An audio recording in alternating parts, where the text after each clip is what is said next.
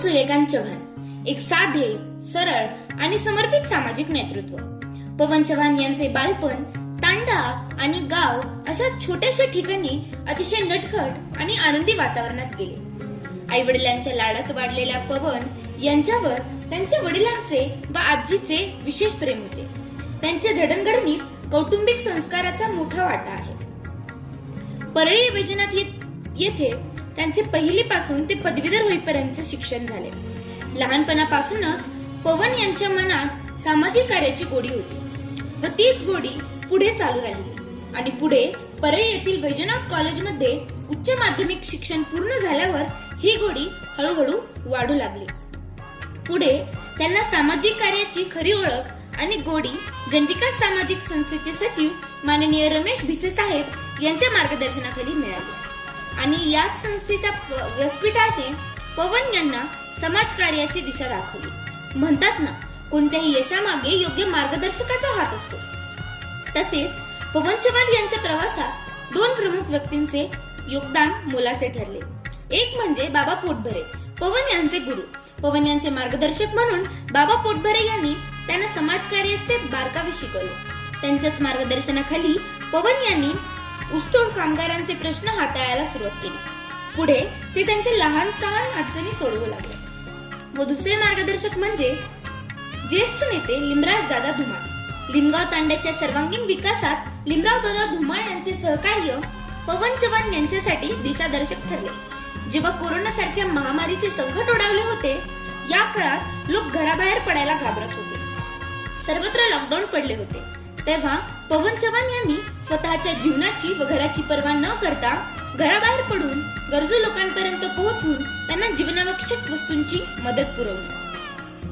ही त्यांची धाडसी वृत्ती माणुसकीचे व आपणच माणूस म्हणून जगण्याचे दर्शन घडवते. ऊसतोड कामगारांची सामाजिक आणि आर्थिक स्थिती सुधारण्यासाठी त्यांना शासकीय योजनांचा लाभ मिळवून दिला. यासाठी त्यांनी कामगारांचे ओळखपत्र तयार करण्यावर विशेष भर दिला. शैक्षणिक कार्यावरही त्यांनी भर दिला.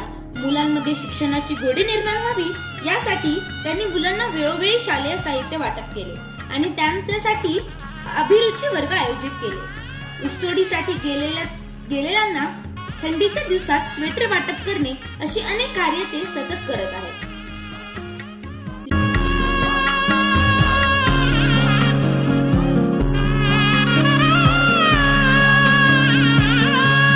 सामाजिक कार्याबरोबरच पवन हे निसर्गप्रेमी व पशुपक्षी प्रेमीही आहेत.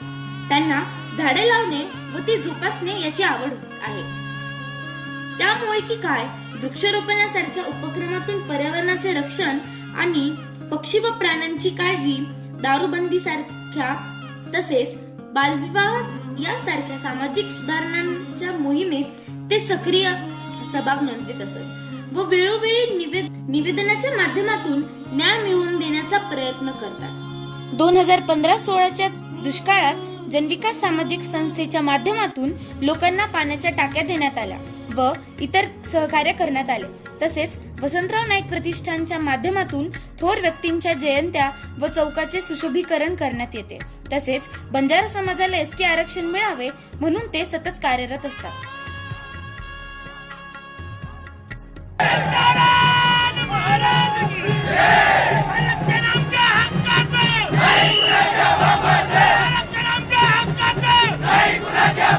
लिमराज दादा धुमाळ यांच्या सहकार्याने पवन यांनी लिमगाव तांड्यामध्ये जणू विकासाची गंगाच आणली. यात प्रामुख्याने तांड्यात पाणी पुरवठा व्यवस्था, रस्ते आणि दळणवळण सुविधा, विद्युतीकरण आणि इतर पायाभूत सोयी सुविधा उपलब्ध करून दिल्या. पवन चव्हाण यांचा प्रवास हा केवळ व्यक्तिगत प्रगतीचा नसून तो समाजसेवेचा एक आदर्श वस्तुपाठ आहे. एक तरुण कार्यकर्ता म्हणून त्यांनी गुरुचे मार्गदर्शन, ज्येष्ठ नेत्यांचे सहकार्य आणि स्वतःची जिद्द यांच्या जोरावर ग्रामीण भागातील शेवटच्या घटकांपर्यंत पोहोचून काम केले आहे. ऊसतोड कामगारांचे प्रश्न सोडवून त्यांना मुख्य प्रवाहात आणण्याचे त्यांचे कार्य हे अत्यंत प्रेरणादायी आहे. ही केस स्टडी पवन भैया चव्हाण यांच्या सामाजिक क्षेत्रातील योगदानाचा आणि त्यांच्या विकास प्रवासाचा आढावा घेते आणि त्यांच्या लिमगाव तांडा परिसरातील कार्याची व्यापकता दर्शवते. पवन चव्हाण यांच्या या आतापर्यंतच्या सामाजिक कार्याला व त्यांच्या प्रवासाला माझा सलाम आणि पुढील वाटचालीस शुभेच्छा.